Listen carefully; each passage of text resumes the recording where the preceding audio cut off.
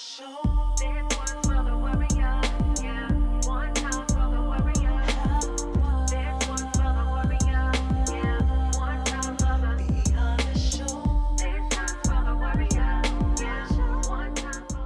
I'm Tabitha McGee. Come on in a little closer. I want to welcome you to Beyond the Show. This is a companion podcast to our TV talk show, Unveiling Sickle Cell Beyond the Pain. The purpose of our podcast is to delve deeper into the subject matters that we covered on our TV talk show. I'm very excited that you're here. I need you to do me a favor before we get started. Go ahead on and subscribe. I think it's over here. Subscribe, like, share, and then make sure you tag us at Sickle Cell GA. We want to make sure that this word gets out to everyone that is impacted by, anyone that's affected by sickle cell disease. We need more people to understand the seriousness of this disease and how many of our warriors are living with stereotyping and social stigmas every single day. So we're here to delve deeper into that conversation today with a young lady who lives with sickle cell disease, and her name is Keecilon Wright. She's also our program coordinator here at the Sickle Cell Foundation of Georgia, and we're so excited to have her. But here's one thing about Keecilon. She lives and has taken a holistic approach to sickle cell, and as a result of that, she's not like a lot of our other warriors that have pain crisis on a daily, weekly, monthly basis and faces hospitalization. But I'm gonna let her tell you all about her story. So let's go ahead and get started. Hi, Keecilon. Hey, Tabitha. How are you? I'm doing wonderful. How are you? Lovely. Thank you for having me today. I'm so glad that you're here. So, Keecilon, remember, we started on our TV talk show, Unveiling Sickle Cell Beyond the Pain, and we started discussing holistic living, and you have really delved really deep inside of that lifestyle. So first, I want you to just tell us a little bit about yourself. When did you discover that you have sickle cell disease, or your parents discovered it? And then kind of walk us through the journey of why you made the decision to take a holistic approach to your health care. I was born with sickle cell disease. My parents found out when I was born. Okay. Back then in the early 80s, they didn't have newborn screening. Okay. So that's how my parents found out that I had sickle cell disease at sea. I decided to take a holistic approach because I had a mother and an uncle that both passed due to sickle cell complication. They both had SS. Okay. My uncle was addicted to his pain meds. Okay. My mom was in and out the hospital her whole entire life. Okay. She had to be on narcotics, get blood transfusions. But my uncle and my mother did not eat well at all. Wow. They ate like pork chop, they ate a lot of beef. They ate bad stuff, and I remember when I was younger, my mom used to say, well, I don't know how long I got to live on this earth. While I'm on this earth, I'm going to eat whatever I want to do and put whatever I want in my body just to have the taste, and because I don't know how long I'm going to be here. Oh, wow. So growing up, watching my mother live her entire life and my uncle in the hospital, like my mom would be in the hospital like for 3 months, 6 months at a time. It was a very painful experience, but watching her go through that a lot, watching the blood transfusions, I decided at a younger age that I didn't want my life to be like that. I wanted to live a longer life and be here for my future kids. So I decided to take more of a holistic approach. So my dad would take me to Piccadilly. He would take me to my grandparents' house, and they would do like soul food, so I would get really, really good food. But when I got a little bit older, in my 20s, I started wanting to fit in a little bit, eat like McDonald's or Sonic, start eating hot dogs and stuff, got sick. So I was like, you know what? I'm gonna go back to me. So at the age of maybe 25, I decided that I wanted to live a holistic approach. So I started making my own juices from scratch, making my own food from scratch. I also decided that I wanted to do massage therapy. And the reason why I wanted to do massage therapy is because it started helping with my leg crisis. Okay. It started making my blood flow a little bit better in my legs. It helped a lot when it was the time of the month where I didn't have a lot of pain. Okay. And a lot of pain when I have it is in my legs, and it's more acute, meaning it wouldn't be like every week I would have a crisis, it'd be off and on. Okay. I did that. I started in my late 30s doing chiropractor work to get my adjustments, and once I did the adjustments, I found out that I detoxed my body. I slept well. It was like from my head to my toe. It was uplifting. it was inspiring. And recently, acupuncture. I started acupuncture about 2 years ago. Okay. Due to the Sickle Cell Foundation of Georgia support group. Okay. And once I started asking my questions, how it would make my body, what it would do, I started doing that, asking a lot of questions. And knowledge is powerful. It is. And the reason why knowledge is powerful because you need to do research just to see how it will affect your body. You have to know your body living with sickle cell disease as well. That's the key. Okay. If you don't know your body, how are you going to be able to tell whether a holistic approach is going to benefit you? Absolutely. Whether it's going to grow you more or whether it's going to be just the meds and not the holistic. Right. Wow, Keecilon, you said a lot. You unpacked a lot right there. So first I want to say I'm so sorry that you lost your mom and your uncle. I know that was traumatic. How old were you when you lost your mom? 11. 11. Mm-hmm. Wow. That's very young. I'm so sorry. Too young. Yeah, too young. Absolutely. Yeah. But you learned something from that. I know you loved your mom, but she taught you something, and she taught you what not to do, right? She did. So you taking this holistic approach. First, I want to back up one more time. What's the difference between SC and SS? Because you said I have sickle cell SC, and then I know there's sickle cell SS, which is sickle cell anemia. So what's the difference with your disease? With mine, a lot of people consider sickle cell disease SC as mild. Okay. And a lot of people feel like sickle cell anemia SS is more severe. Okay. I don't feel like it's either SS is severe. I don't feel like SC is mild. I feel like everyone has their own living story with sickle cell disease. You can't put everyone in the box, same box, because some people with SC may have a lot of complications like people with SS. Okay. And some people with SS may have some things like people with SC. Okay. So yeah, makes sense because it does vary from person to person. It does. Yeah. And so I watch you, I'm a people watcher. And from day one when you started, I watched how you were very health conscious, what you were eating, what you was putting in your body. And then, we're always looking at the ingredients on labels, so that's one thing that you and I absolutely have in common is that, we understand holistic living and making sure that you're cooking for yourself, not eating out in these fast food restaurants and things of that nature. And so I see how it has fared very well for you. I mean, every blue moon, I may have heard you say, oh, my leg is hurting or something like that. But I watch you. And so I commend you for taking a stance and saying, I'm going to do something different. I don't want to be like everyone else. Because it's so easy to follow others, but it's really hard to be a leader and stand on your own and not be a follower of others, right? I agree, totally. Yeah. So you work at the Sickle Cell Foundation of Georgia, so you have dual roles. Well, you probably have like 3, 4 roles. Yeah, no, you probably have like 3 or 4 roles, but we're going to talk about the one first when you said that when you were born, newborn screening was or was not? Was not. Was not, okay. Mm-mm. So you now are one of those hemoglobinopathy counselors that actually call parents to give them their child's results. Tell me a little bit about that. So what I do as a hemoglobinopathy certified counselor, we get newborn screening results on a weekly basis. So my job that I have to do, I have to actually clean up the files of the newborn screenings. We have to actually call the parents and let them know what type of sickle cell trait they have. Okay. And when we're doing that, we have to make sure that we're educating the parents as well to make sure that they understand exactly whether their child have the sickle cell trait, whether they have the variant trait, and whether that their results are normal. Okay. So after we do that, we send out information in the mail, and the information in the mail is a booklet. So let's say that your child has sickle cell trait, which is AS, we'll send them a booklet out. It will tell them exactly what sickle cell trait is. It tells you exactly what signs to look for, if they want to play sports, what the coaches need to do, and after that, if they have any more questions, they're willing to call us, and we go from there. Oh, wonderful. What would you say is the reaction of most parents when you call to give them that news? I've been lucky, to be honest.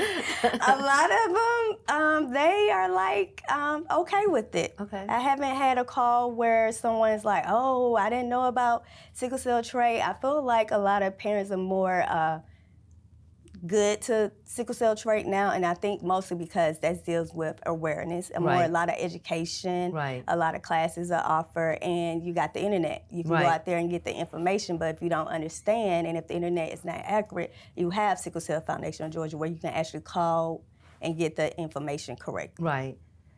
And I'm glad you said that because I have met a lot of individuals that do have sickle cell trait.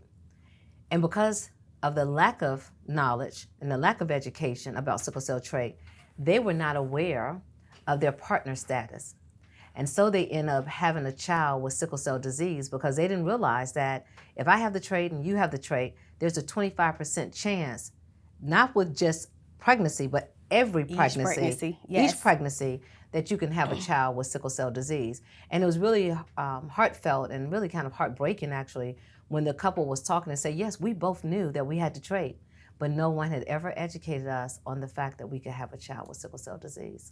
That's true, and that's what actually happened to my mother and her uncle. Oh, I wow. had my grandfather and my grandmother both had sickle cell trait. Okay. So that's why they ended up with each pregnancy, 25%. Okay. Had 2 kids with sickle cell SS. Wow. So imagine if we would have had that type of information back in the 50s, I think maybe my grandparents would have did a little bit more talking than mating.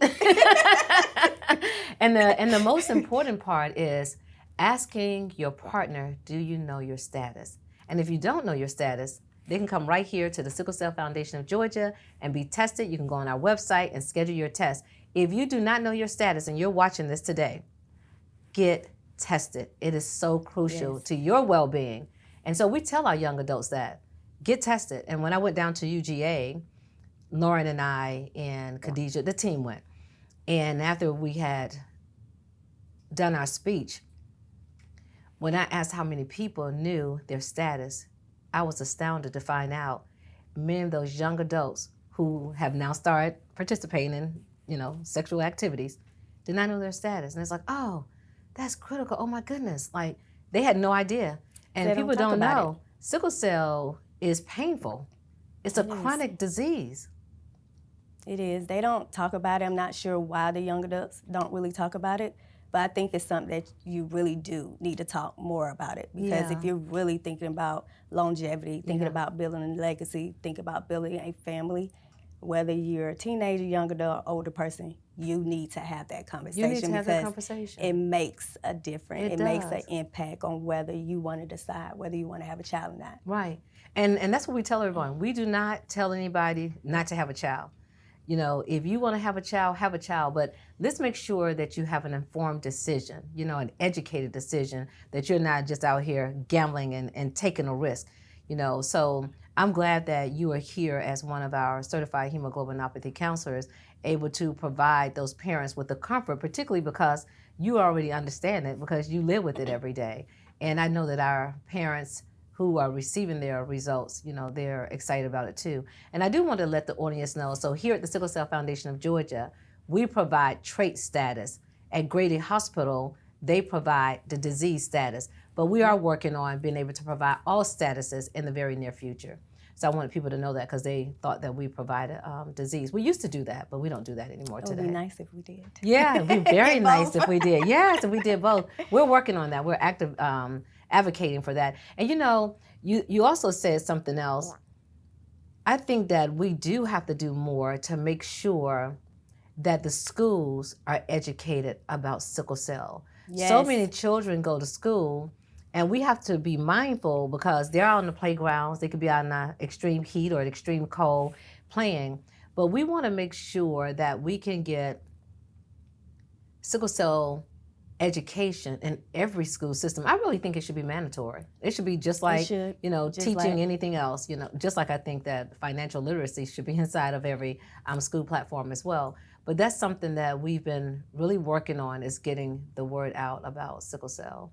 And when that happens, I think it would be awesome. I think our individuals that live with sickle cell disease that's in the school system every day, because you're with your teacher majority of the day when you're with your parents, like 6 to 8 hours a day. Right. I think the kids will be able to get more of their accommodation. Teacher will be able to recognize the sign, he's dehydrated, he needs his water bottle.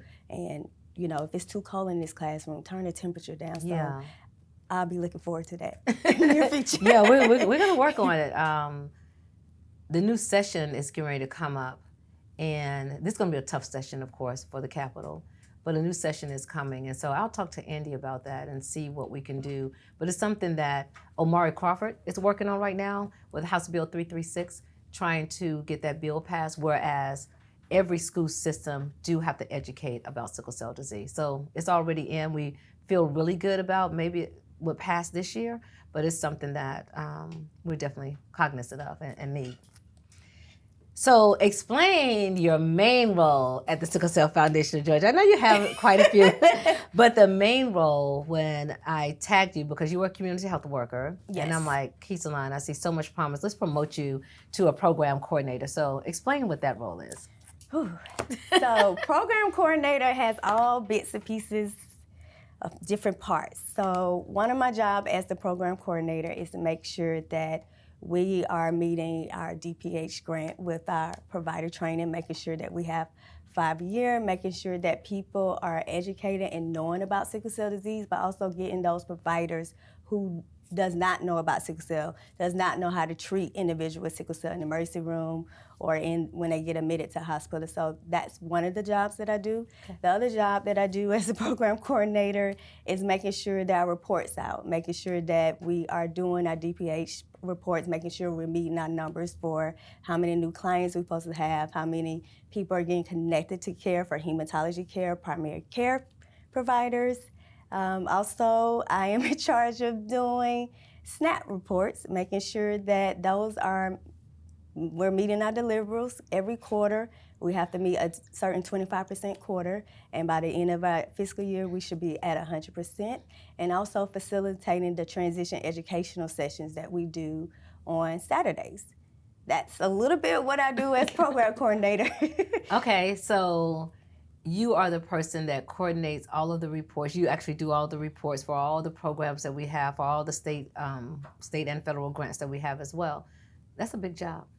It is. I like it. Yeah. I Keeps like you busy? I like the multitask. I like it. It's different. I'm learning. Yeah. Okay, so you have on that hat, hemoglobinopathy counselor. You put that down. And then you put on the hat for program coordinator. Then you put that down. Then you put on this other wonderful hat that I actually love, and that's the transition hat. Can you tell us about transition? I absolutely love transition. Anybody that does not know me, I love youth, I love kids, I just love people, period.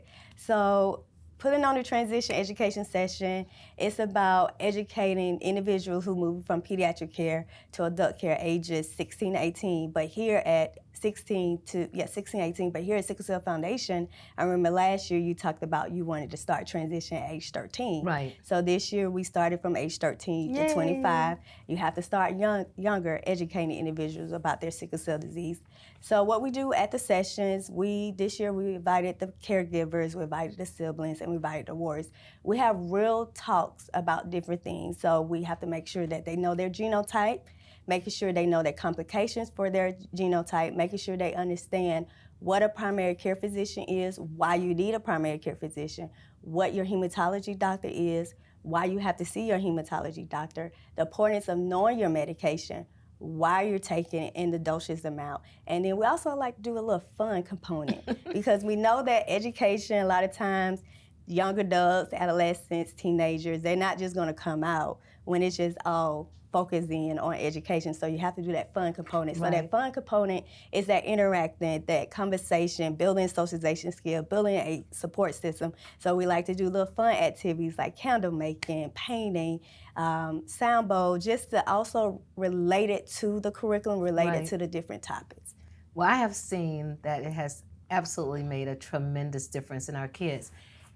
And you know, I talk about the fact that my son, when he was about 10, 11, I would send him in to talk to his doctor on his own because there may be some things that he wanted to talk to his doctor about, but he didn't want his mom to know. And so I'm like, you go in and talk to the doctor, and then when you guys finish, if the doctor needed to give me a summary, he would. And I remember how confident he felt by being able to, by me empowering him to take charge for his care, because I wanted him to understand You could talk to the doctor, ask them anything that you want, but I really want to make sure that you understand what you're going through. And you may be able to articulate and say something differently to your doctor than you can to your mom. And then, of course, I'm a woman and your doctor is a male. So I thought that was cool. So that's why I wanted to bring that to the foundation, to have us start younger, because parents, of course, they can't help it. When your child is sick, what are they going to do? They coddle the kid. They do everything for the kid. And then as soon as the kids get older, all of a sudden the doctors are saying, okay, you're 18. What medication you're on? They pick up the phone. I don't know. Let me call my mother. But by then, they should absolutely know. And they should also be able to articulate, how did this medication make me feel? I don't like taking this because it makes me feel sleepy, or I feel lethargic. I don't really feel good today. So we have to empower the youth, not just the young adults, but the youth. And so I'm so excited about what you're doing with that program. Advocacy is so important. Using your voice. Yes. Because at the end of the day, your parents not going to always be there for you, so you got to have your own sound voice for yourself. Yeah, for sure. And if they never learn how to advocate for themselves at an early age, and remember, parents are working, and so the child is in the hospital now, that child should be able to speak on behalf of themselves about how they're feeling to that doctor. Because mom is at work. Mom can't get off work. If she take another day off of work, she's going to get fired. So she has to be there, right? True. Wow. Let's talk about overcoming stereotypes and stigmas associated with sickle cell, because you're sitting here today. And if I saw you, I would say, you look beautiful. I would not be able to tell that you have sickle cell disease at all. So tell me about the stereotyping and the stigmas that you have faced by having sickle cell, or even if you've even faced it, because unless you tell someone, how would they know? They would know. Because you look beautiful. When you look at me, you don't see that I'm sick. Do I look sick? No, I don't look sick, but it does affect people internally. Okay. So with me, the stigmas that I faced growing up was mostly, I was told that since I had sickle cell disease, I can't produce a child. Oh. So I dealt with that a lot. It was a lot of trauma associated with it, because you got somebody in your ear, oh, you got sickle cell, you're gonna die just like your mama. Oh. Because she had y'all and she didn't live longer because she decided to have you guys. So I was like, I don't care what you say. So, I always been really stubborn. I always wanted to shoot for the stars. So I made up my mind and decided that I wanted to have a child. And guess what?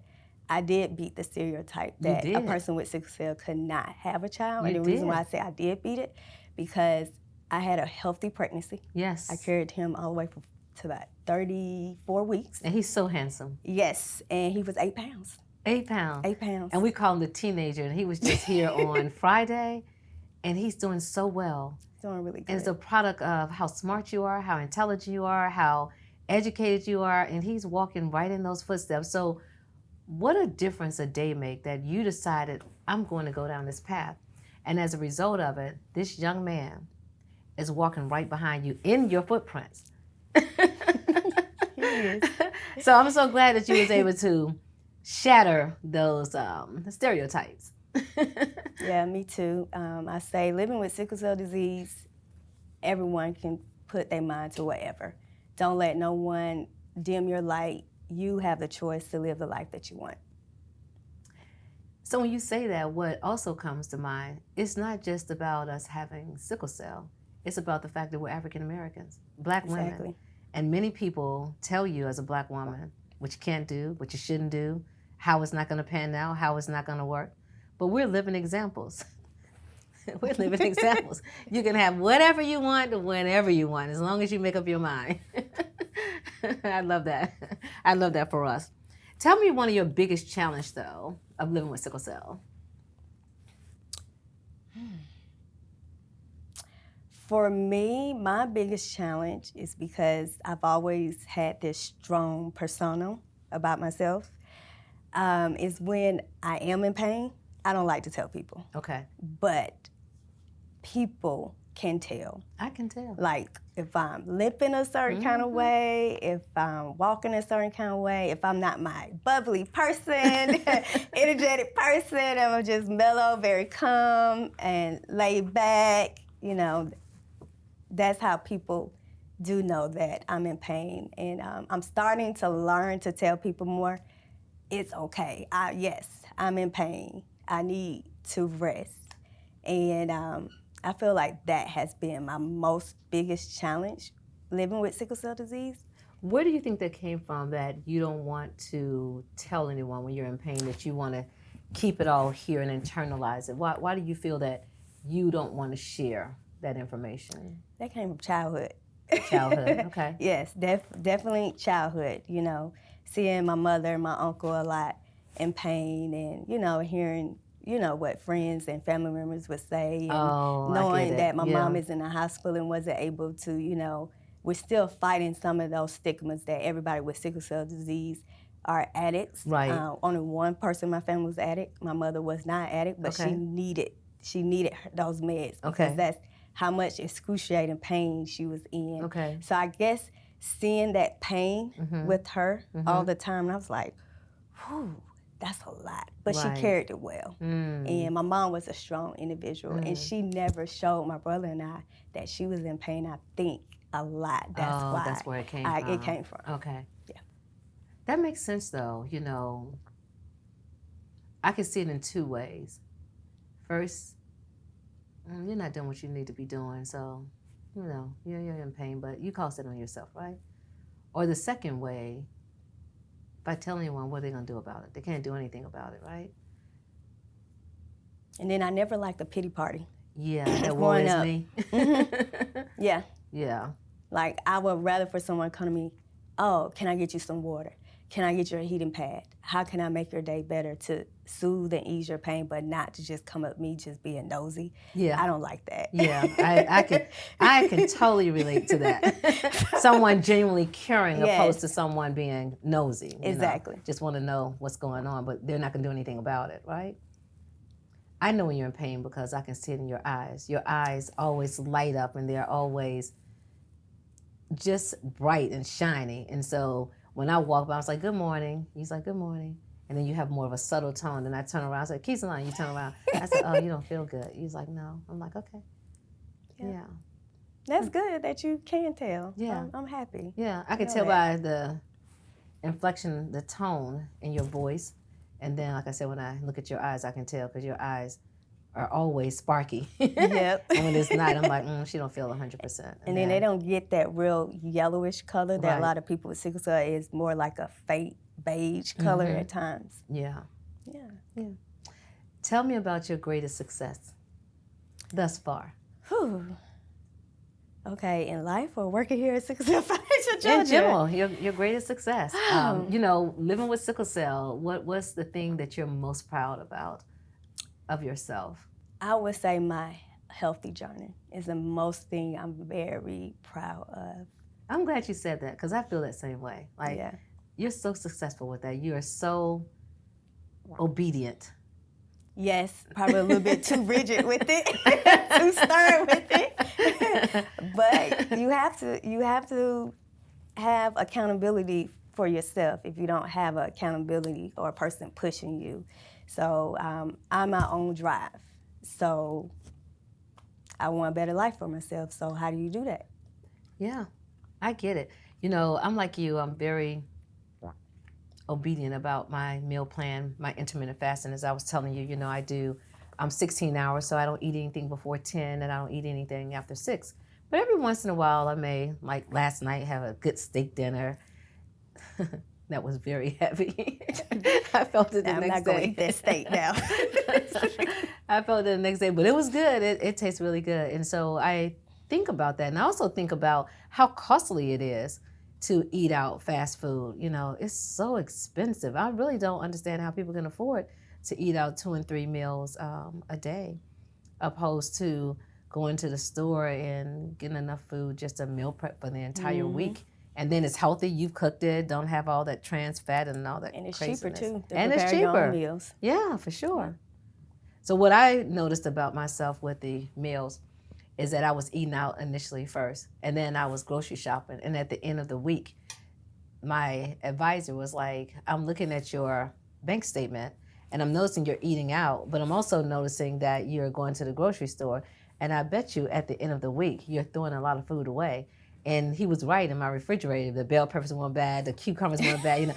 So I'm throwing money away. I'm like, I'm not going to do that again. So it was a reality check. Those are reality checks, yes. I'm like, and then I didn't realize how much money I was spending eating out. $15 for breakfast, $20 for lunch, and then turn around and eat out again. I'm like, I can't do that. Yeah, I remember one month I spent like $600 eating out. $600. Yes. But guess what type of food places I was going to? Oh, vegan. Vegan, high nice, high end. Because when you eat healthy, it's going to cost, right? Yeah. So I was like, I could cut that $600 in half and just go back to cooking my meals and stuff. And, yourself. Yep. You said something else. You said, when I was in my 20s, when I was in my 30s, you don't look a day past 30 already. So, I mean, what are you talking about? I'm not going to ask you your age on here, but I'm just like, you look very young. You look good. Thank you. You've done yourself well. Yes. I'm so proud of you.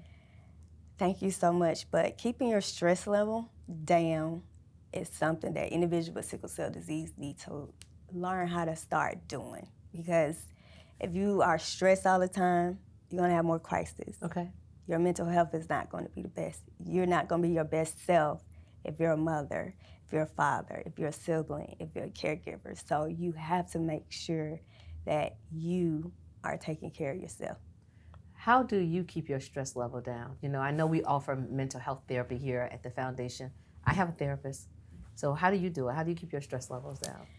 Well, what I do, I put that phone on Do Not Disturb. Anybody that brings negativity in my life, I cut them off. I'm all about positive energy, all about people uplifting me, but also meditating. Yeah.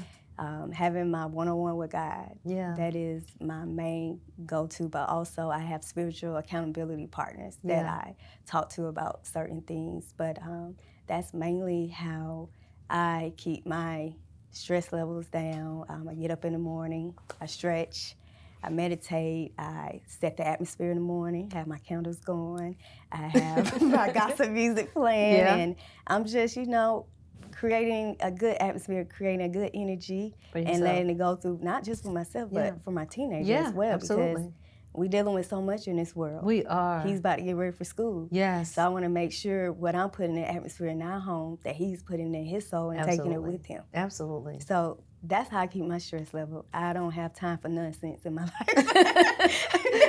And the older you get, let me tell you, that nonsense come down to almost a zero. We are not having learning how to be very direct. Well, you are a role model for so many. And I hope that the people that are watching us today and listening to us today really take all of this advice that you've shared, because you've shared some wisdom here today. And so what I want you to do is look at this camera right in front of you, and I want you to send a message to the warriors. Just kind of give us a little snippet of some advice you want to share with them. Living with sickle cell disease, you take charge of your own life. Make sure you live your best life while you're on this earth. Eat well, get plenty of rest, and be kind and love everyone. Well, I thank you so much, Keecilon, for being here with us today. I learned so much from you. And I just love having you around. Your energy is contagious. You're very, very smart, highly intelligent. And I like highly intelligent women. I like women that take their health serious. I like women that like to set an example for others. And by you being our transition specialist, coordinator, manager, you're really showing the young people that, hey, I live well with sickle cell. So thank you for being here. Thank you for having me. You're welcome. And so here, Beyond the Show, it's all about showing individuals how to live well with sickle cell. You can do it. Yes, I understand that there are challenges, but despite the challenges, there are some things that you can do every day that live well with sickle cell. Number one, Keecilon shared, eat well. Number two, get your proper rest. Resting is so important, 7-8 hours of sleep. Number three, make sure you know your hematologist, your primary care physician. And then now we want you to understand holistic wellness. Come here to the Sickle Cell Sanctuary. Be seen by our phenomenal team They will show you all about holistic living, as well as eating and getting the care that you need. I would like to thank you so much for joining us on Beyond the Show. And remember, subscribe right here. Share, tag, let everyone know about sickle cell and let them know about Beyond the Show. We're here. We're not going anywhere. And so you can help us by tagging us at Sickle Cell GA. You can share the show with caregivers, loved ones, individuals with sickle cell disease, our sickle cell warriors. Let everyone know. Help us spread this message across the world. Again, I'm your host, Tabitha McGee, and I'll see you later.